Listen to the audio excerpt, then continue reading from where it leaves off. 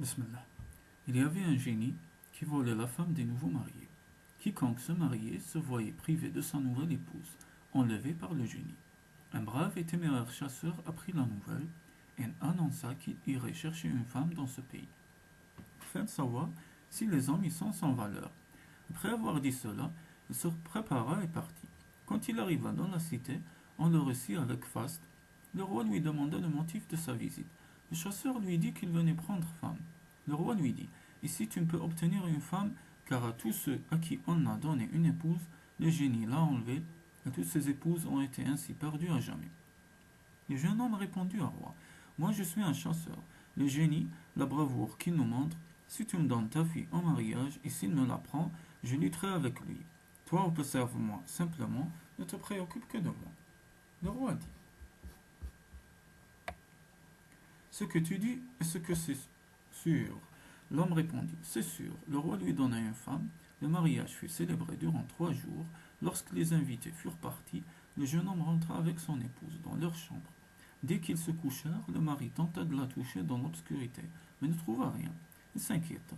Il se leva et alla voir le père de la mariée. Il lui dit qu'en effet, il avait eu raison. Le génie est venu voler son épouse. Le matin, il alla trouver un marabout et lui dit: J'ai épousé une femme et le génie est venu la prendre. Le marabout regarda les signes et lui dit: Le génie, toutes les personnes qu'il a enlevées d'ici, il les a emportées au-delà du fleuve.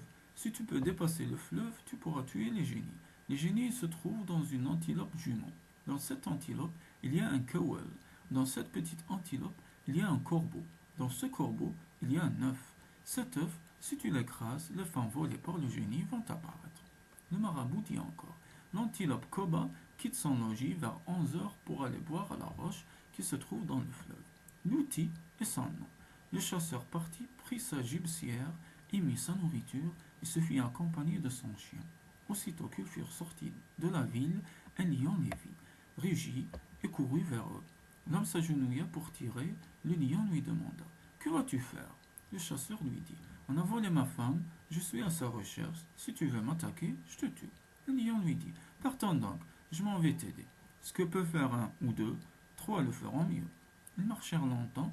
Un aigle venant on ne sait d'où plana au-dessus du chasseur. L'homme voulut le tuer. L'aigle lui dit: Que vas-tu faire de moi? On a volé ma femme, je suis à sa recherche. Si tu m'attaques, je te tue tout de suite. L'aigle lui dit: Allons-y, je vais t'aider. Ce que 2 ou 3 peuvent, 4 le pourront mieux. L'homme avec les 3 animaux chemina dans la brousse. Quand ils arrivèrent au bord du fleuve, le lion creusa un trou profond.